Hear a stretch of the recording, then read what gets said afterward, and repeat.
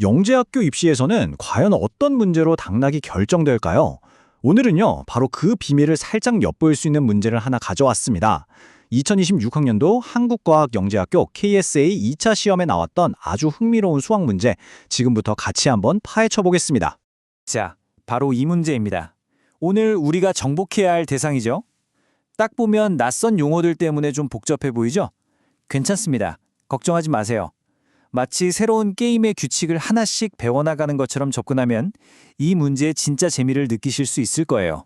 자, 본격적으로 문제를 풀기 전엔요, 오정수라고 하는 아주 특별한 숫자 세계의 규칙부터 알아봐야 합니다. 이 새로운 규칙들을 머릿속에 제대로 장착해야만 문제 해결의 열쇠를 손에 쥘 수 있거든요. 첫 번째 규칙입니다. 오정수란 대체 뭘까요? 아주 간단해요.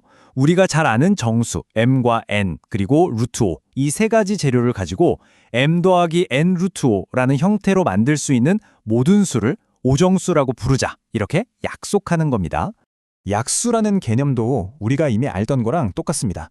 예를 들어서 6이 2 곱하기 3일 때 2랑 3이 6의 약수가 되잖아요. 그것처럼 오정수 A가 B랑 C의 곱으로 표현이 된다면 B와 C가 바로 A의 약수가 되는 겁니다. 간단하죠? 자, 여기서부터 조금 재미있는 개념이 나옵니다. 바로 대등이라는 건데요. 이건 일방적인 관계가 아니에요. A가 B의 약수가 되고 또 동시에 B도 A의 약수가 되는 이런 양방향 관계가 성립할 때 바로 그때 이 둘은 대등하다고 말하는 겁니다. 단수는 말이죠, 이 오정수 세계의 마스터키 같은 존재입니다. 우리 일반 정수에서 1하고 마이너스 1이 모든 정수를 나눌 수 있는 약수가 되잖아요. 딱 그런 역할이라고 생각하시면 이해가 아주 빠를 겁니다. 이게 바로 오정수 버전의 소수라고 할 수 있겠네요. 우리가 아는 소수처럼 더 이상 의미 있게 쪼갤 수 없는 그런 숫자라고 보시면 됩니다. 이 개념, 우리 문제의 마지막 부분을 푸는데 아주 결정적인 역할을 하니까요. 꼭 기억해 두세요. 그리고 드디어 오늘의 치트키가 등장했습니다. 바로 규격, 영어로는 놈이라고 하는 도구인데요. 이 도구가 왜 그렇게 강력하냐면 복잡하게 루트를 포함하고 있는 오정수를 우리가 아주 잘 아는 평범한 정수로 변신시켜주기 때문이에요. 이 마법 같은 도구가 어떻게 활약하는지 이제 곧 확인하게 되실 겁니다. 좋습니다. 이제 필요한 규칙 설명은 다 끝났어요. 바로 첫 번째 문제로 뛰어들어서 방금 배운 개념들이 실제 전투에서 어떻게 사용되는지 직접 확인해 보시죠. 첫 번째 미션입니다. 4 더하기 루트 5는 1 더하기 3 루트 5의 약수인가? 그리고 이 두 수는 서로 대등한가? 이 두 가지 질문에 답하기 위해서 방금 배운 정의를 그대로 한번 적용해 보겠습니다. 약수인지 확인하는 가장 확실한 방법이 뭘까요? 그렇죠.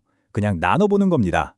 나눠서 나온 결과가 여전히 오정수의 형태, 즉 정수 더하기 정수 루트 5 꼴이라면 약수가 맞는 거죠. 분모에 루트가 있으니까 우리가 잘 아는 켤레수를 분자 분모에 곱해서 유리화부터 해주는 게 순서겠죠. 자, 바로 이겁니다. 계산 결과가 마이너스 1 더하기 루트 5, 즉 m은 마이너스 1이고 n은 1인 오정수 형태가 딱 나왔죠? 그렇다는 건 4 더하기 루트 5가 1 더하기 3 루트 5의 약수가 맞다는 뜻입니다. 하지만 대등하려면 양방향 관계가 성립해야 한다고 했잖아요. 순서를 바꿔서 나눠보면 어떻게 될까요? 계산해보면 개수가 정수가 아닌 분수가 나와버립니다. 이러면 오정수의 조건을 만족하지 못하죠. 따라서 약수는 맞지만 대등하지는 않다. 이게 정답입니다. 이제 두 번째 파트로 넘어가 보겠습니다.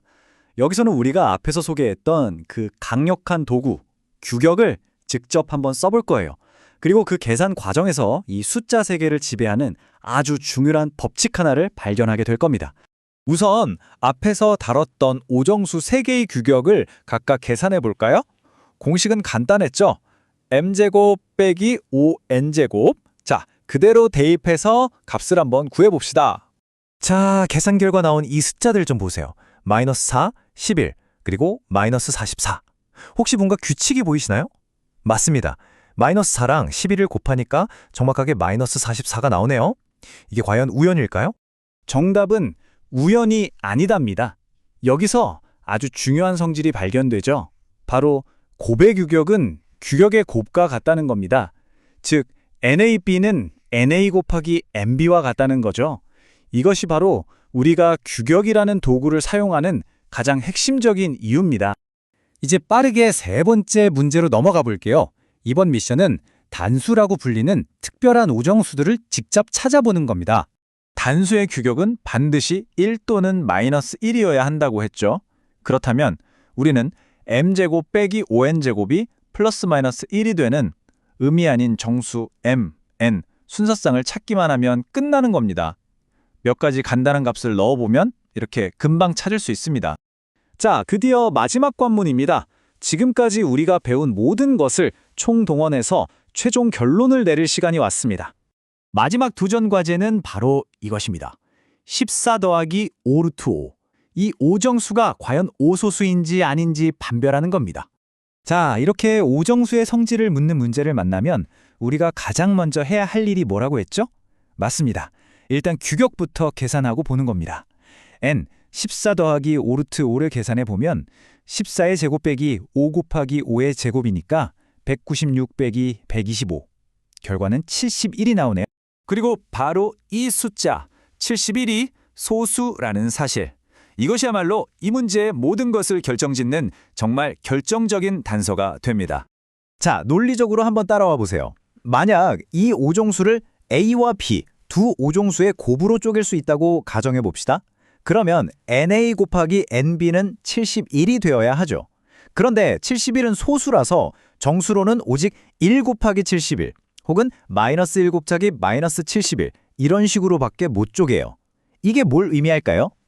A나 B 둘 중 하나의 규격질 대값은 반드시 1, 즉 단수일 수밖에 없다는 뜻입니다.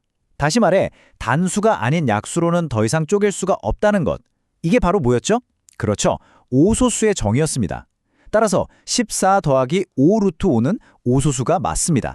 바로 이 문제처럼 규격과 같은 추상적인 도구를 스스로 정의하고 그 성질을 이용해서 문제를 해결하는 능력.